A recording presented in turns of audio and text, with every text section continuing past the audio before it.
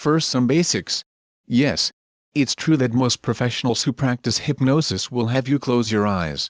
And it's also true that no one ever does anything against his will or anything that would be immoral unless Hesh would normally do immoral things. Now, that's not to say that some people don't do immoral things, as I'm sure you've seen others do immoral acts and they never went to a hypnotist. And yes, some will do outrageous things all on their own. Having a hypnotist to blame just makes it easier to drop inhibitions and do outrageous things. So why close the eyes? The most famous hypnotists of all times, Milton Erickson, rarely had his patients close their eyes. In fact, he is recognized as the master of hypnosis. He used awakened hypnosis. Gave suggestions without having his patients close their eyes. You're probably wondering about trance.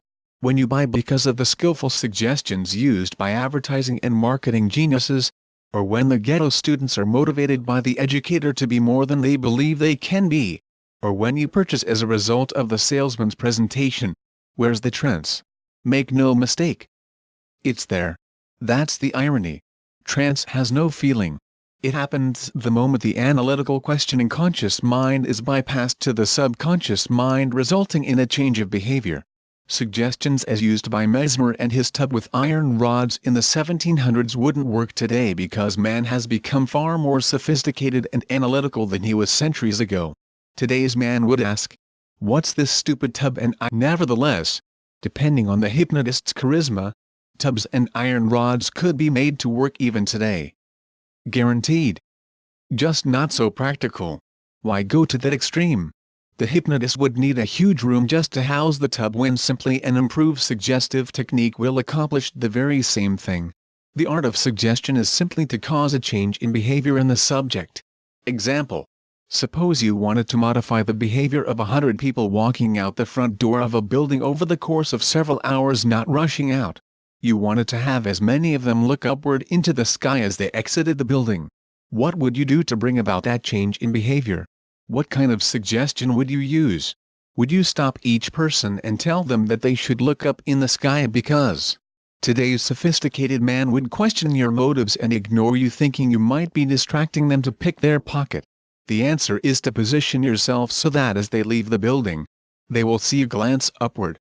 Their curiosity will cause them to accept the visual suggestion and look upward. That's hypnosis. That's trance. Years ago I commuted to NYC from NJ via commuter bus. Smoking was not allowed in NJ, but was allowed in NY. Soon after we entered the Lincoln Tunnel, one smoker would realize that smoking was okay and light up. Within seconds, another and another, and another. Sometimes, we'd get all the way through the tunnel before the first smoker would light up. I always hoped that they'd all forget until we were off the bus. So why do hypnotists generally have their subjects close their eyes? In reality, suggestions given with eyes wide open can be far more effective. That is, if they are the right suggestions. And therein lies the secret. The hypnotist needs to be highly skilled and adaptable to handle all situations creatively and effectively. Hesh really needs to think on his feet. As they say. Quite frankly, much hypnosis does occur with eyes wide open. For many years I conducted group and individual sessions for stop smoking and weight management. Both were a single session. The first portion was done with the participants in the wakened state. By the time we got around to the eye closure portion, my job was done. The eye closure was simply a relaxation that was expected by those taking the program. So often relaxation is simply often a formality. And over the years I developed scripts for many other problems and issues.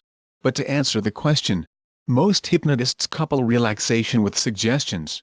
And the best way to get relaxed is to close one's eyes. Often, with the experience of deep relaxation, the critical conscious mind is set aside, making it easier for the subconscious mind to accept willpower.